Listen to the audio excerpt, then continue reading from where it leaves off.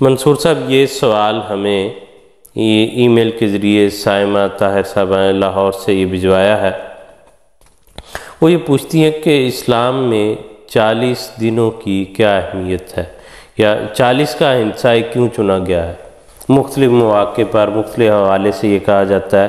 کہ جیسے 40 سال کی عمر میں نبوت ملتی ہے، 40 دن جو ہیں وہ نمازیں پڑھیں یا دعائیں کریں یا چلا کرنا، بچے کی پیدائش کے بعد عورت کی پاکیزگی کا جو وقت ہے، یا وفات کے بعد جو عدت کا ہے،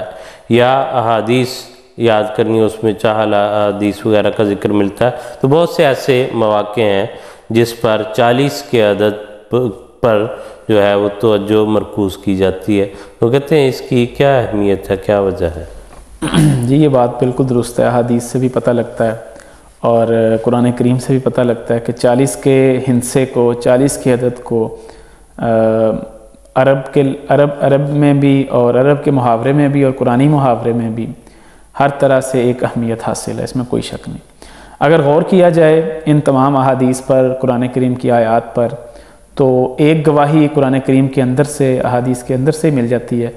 کہ یہ عدد دراصل تکمیل کی طرف اور کسی چیز کے کامل ہونے کی طرف اشارہ کرتا ہے، اور دوسرا یہ کثرت کی طرف اشارہ کرتا ہے۔ چنانچہ آن حضرت صلی اللہ علیہ وسلم کا جیسے آپ نے ذکر کیا کہ آن حضرت صلی اللہ علیہ وسلم کو 40 سال کی عمر میں نبوت ملی، قرآن کریم نے بھی اس مضمون کو بیان فرمایا۔ قرآن کریم نے فرمایا کہ حتیٰ اذا بالغ اشدہ و بالغ 40 سنۃ، کہ جہاں تک کہ جب وہ اپنی مضبوطی کی عمر کو پہنچے، اور اس کی آگے مضبوطی کی عمر کی جو وضاحت فرمائی ہے وہ بالغ 40 سنۃ کے الفاظ سے فرمائی، یعنی 40 سال کی عمر کو پہنچے۔ تو قرآن کریم کے اندر سے یہ شہادت ہمیں ملتی ہے کہ یہ دراصل 40 کا جو ہندسہ ہے یہ ایک تکمیل کا ایک ہندسہ ہے، جیسا کہ ایک انسان کی 40 سال تک جسمانی بلوغت بھی ہو جاتی ہے اور ذہنی اور فکری بلوغت بھی انسان کی تکمیل کو پہنچ جاتی ہے۔ پھر 40 دن کی عبادت کا بھی خاص طور پر قرآن کریم میں ذکر ہے۔ چنانچہ حضرت موسیٰ علیہ السلام کے واقعے میں ذکر ملتا ہے کہ پہلے اللہ تعالیٰ نے وعدہ کیا کہ 30 راتوں تک عبادت کرنی ہے۔ جب 30 راتوں تک انہوں نے عبادت کرنے کے لیے پہاڑ پر گئے ہیں، طور پہاڑ پر، تو پھر اللہ تعالیٰ فرماتا ہے کہ اتممناہا بعشر، کہ ہم نے مزید اس میں 10 ڈالے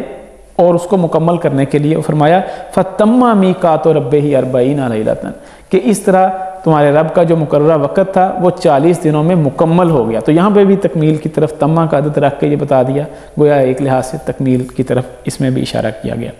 اور احادیث میں بھی اسی مضمون کو بیان کیا گیا۔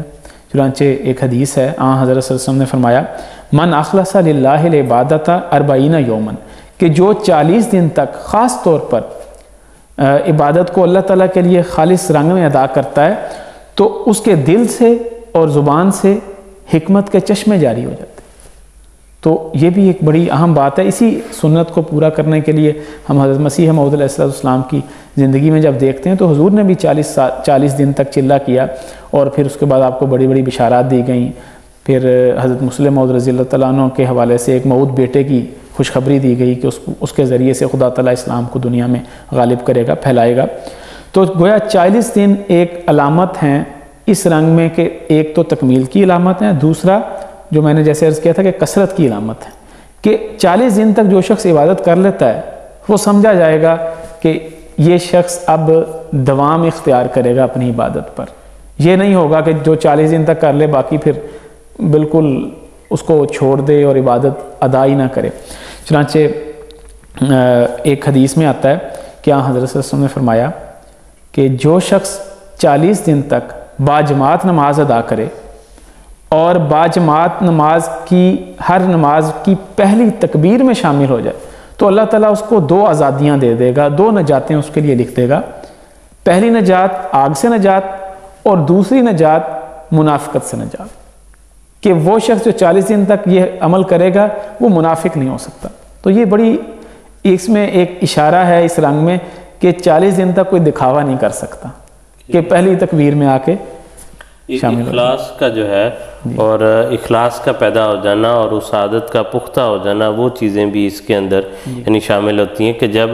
کوئی 40 دن کے لیے مسلسل کوئی عمل کرتا ہے تو پھر ایک پختگی، جیسے تکمیل اس کی عمر کے لحاظ سے، دنوں کے لحاظ سے ہوتی ہے، اس کی عادت کے لحاظ سے بھی وہ عادت جو ہے وہ پختہ ہو جائے گی اور پھر وہ اس کو جاری رکھنے والا ہوگا. جی بالکل درست. اور اسی طرح اگر ہم اس کی قانون قدرت کے ذریعے سے شہادات دیکھیں تو اس میں بھی اس کی شہادات ملتی ہیں. مثلاً جیسے ذکر کیا تھا آپ نے کہ بچے کی پیدائش کے بعد عورت کی پاکیزگی حاصل کرنے کے لیے 40 دن قانون قدرت میں رکھے ہیں، مقرر کیے ہیں کہ 40 دن کے بعد عورت پاک ہو جاتی ہے. تو اس میں بھی یہ پیغام ہے کہ جس طرح 40 دن کے اندر انسان اپنی غلطیوں سے پاک ہو جاتا ہے، جس طرح 40 دن میں جسمانی طور پر طہارت حاصل ہوتی ہے، اسی طرح باطنی رنگ میں بھی انسان کو 40 دن کی عبادت سے طہارت اور پاکیزگی حاصل ہو جاتی ہے. منظور صاحب اس موقع پہ مجھے ایک وہ واقعہ یاد آ گیا کہ کہتے ہیں کہ کسی بادشاہ نے یہ اعلان کیا کہ میں اپنی بیٹی کی شادی ایسے شخص سے کروں گا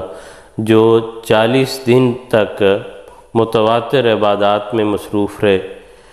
تو یہ بات جو ہے وہ ریاست میں پھیلتے پھیلتے جو ہے کسی ایک ایسے شخص تک بھی پہنچی کہ جو عبادت کا اس طرح سے پابند نہیں تھا، لیکن ویسے اس کے دل میں یہ شوق اور یہ لالچ تھا کہ بادشاہ کی بیٹی سے اگر شادی ہو جائے تو اس سے زیادہ اچھا کیا ہے کہ حسب نسب جو ہے اس لحاظ سے بھی اعلیٰ ہے اور مال و دولت اور رتبہ جو ہے وہ سارا کچھ بھی حاصل ہو جائے گا. تو اس نے 40 دن کے لیے وہ بڑے الحاظ سے اور خوشی و خضوع سے عبادات شروع کی. تو بہرحال وہ بادشاہ کے لوگ جو ہیں وہ جائزہ لیتے رہے کون شخص ہے، کس طرح سے پڑھ رہا ہے، کیا کر رہا ہے. تو انہوں نے اس کے اختتام پر جو ہے وہ بادشاہ کو بتایا کہ جی اس شخص کو ہم نے دیکھا کہ یہ بہت جو ہے خوشی و خضوع سے اور باقاعدگی سے نمازیں پڑھ رہا تھا. تو بادشاہ بھی اس سے ملا اور بادشاہ نے اس کو کہا کہ جی وعدے کے مطابق جو ہے آپ سے شادی کرنا چاہتے ہیں اپنی بیٹی. تو وہ شخص کہتا ہے جی میں بڑا معذرت چاہتا ہوں، میں جو ہے وہ شادی نہیں کر سکتا. وہ کہتے ہیں آپ کو اس میں کیا ہے کہ اس سے بڑھ کے آپ کیا چاہیے؟ وہ کہتے ہیں بات یہ ہے کہ میں نے دراصل یہ نمازیں شروع تو صرف اسی غرض کے لیے کی تھی، لیکن اب جب میں نے 40 دن وہ کر لی ہیں تو اب مجھے حقیقی جو اس کی لذت ہے وہ جو ہے وہ مل گئی ہے. تو اب میں ظاہر داری کے لیے اس کو نہیں میں استعمال کر سکتا، مجھے تو اللہ تعالیٰ کی جو خالص محبت ہے وہ عنایت ہو گئی ہے، اب تو میں اسی جو ہے دنیا میں رہنا چاہتا ہوں. تو اس لیے اگر کوئی اخلاص کے ساتھ یا اگر ایک دوام کے ساتھ کسی چیز کو اختیار کرتا ہے تو اس کے نتیجے میں جیسے یہ کہا جاتا ہے کہ 40 دن تک جو ہے وہ دعا کرنی چاہیے کسی کے لیے بھی اگر کرنی، کہ مراد یہ ہے کہ اس کے نتیجے میں ایک ظاہری اثر انسان کی اپنی طبیعت میں بھی پیدا ہوتا ہے اور وہ پھر اللہ تعالیٰ کی رحمت کو بھی کھینچنے کے قابل ہو جاتا ہے. اب دیکھیں ابھی حضرت صاحب نے اپنے پچھلے سے پچھلے خطبہ جمعہ میں جو توجہ دلائی جماعت کو، اس میں بھی یہی کہ جو حضرت صاحب نے اپنی پرانی تحریک حضرت خلیفۃ مسیح رابع کی تحریک کا ذکر کرتے ہوئے، روزوں کی تحریک کا ذکر کرتے ہوئے ثانی رضی اللہ تعالیٰ کی، تو پھر حضور نے فرمایا کہ اب 40 ہفتے مسلسل روزے رکھیں اور دعائیں کریں غیر معمولی. تو میں سمجھتا ہوں کہ یہ کوئی ایک خاص تحریک ہے، خاص اس میں یقیناً نشان ہے، بشرطے کہ اس کو جماعت جو ہے اسی طرح پورا کرے اور غیر معمولی ہے. جس طرح آپ نے بتایا کہ 40 کا عدد، مختلف چلے کاٹے گئے، مختلف دعائیں، اور اس کے پھر غیر معمولی نتائج نکلتے ہیں اور یقیناً اس کے بھی غیر معمولی نتائج نکلیں گے لیکن شرط اس کے ساتھ یہ ہوتی ہے کہ پھر جن کے لیے وہ تحریک کی جاتی ہے وہ بھرپور اس پہ تعاون کریں اور بھرپور اس پہ عمل کرنے کی کوشش کریں. اللہ تعالیٰ ہمیں سب کو اس کی توفیق عطا فرمائے. اور یہ بات بالکل ٹھیک ہے کہ جو شخص 40 دن تک کر لیتا ہے، عبادت کر لیتا ہے مسلسل یا روزے رکھ لیتا ہے مسلسل، تو اس کو پھر ایک ایسی عادت پڑ جاتی ہے کہ گویا اس کی فطرت ثانیہ بن گئی ہے. اور پھر جو جو آن حضرت صلی اللہ علیہ وسلم نے یہ بات فرمائی کہ احب العمل الی اللہ، اللہ تعالیٰ کو سب سے زیادہ پسند وہ عمل ہے ما داوم علیہ، جس پر اس کو کرنے والا اس پر مداومت اختیار کرتا ہے، یعنی کہ اس کو ہمیشہ اختیار کرتا ہے، تو اس پر اللہ تعالیٰ خوش ہوتا ہے اور اس کا اجر دیتا ہے. اور جو لیلۃ القدر کا جو مفہوم ہے وہ بھی دراصل یہی ہے کہ انسان کے اوپر ایک ایسی حالت طاری ہو جاتی ہے کہ اس کے بعد وہ گناہوں کی طرف اس کو رغبت نہیں رہتی، اس کو لذت نہیں رہتی گناہوں کی طرف، جیسے کہ آپ نے وہ واقعہ بھی بیان کیا۔ تو دراصل 40 کا عدد بیان کرنے کا ذکر اسی لیے کیا گیا ہے کہ اس سے انسان کو ایک ٹارگٹ مل جاتا ہے کہ اس ٹارگٹ تک کم از کم میں کر لوں، تو ابتدا کرنے کے لیے، ابتدائی سٹیپ اٹھانے کے لیے نیکی کی طرف 40 دن کا جو عدد ہے عبادت کے لیے وہ رکھا گیا ہے۔ اور پھر ایک عجیب بات یہ ہے کہ حدیث میں یہ بھی ملتا ہے کہ انسان کی جسمانی اور ظاہری صفائی کے لیے بھی 40 دن کی حد مقرر کی گئی ہے۔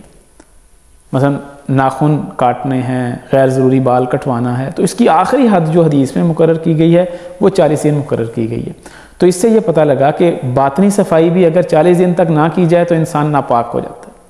اسی سے حضرت مسیح موعود علیہ السلام نے ایک موقع پر فرمایا تھا کہ جس شخص پر 40 دن گزر جاتے ہیں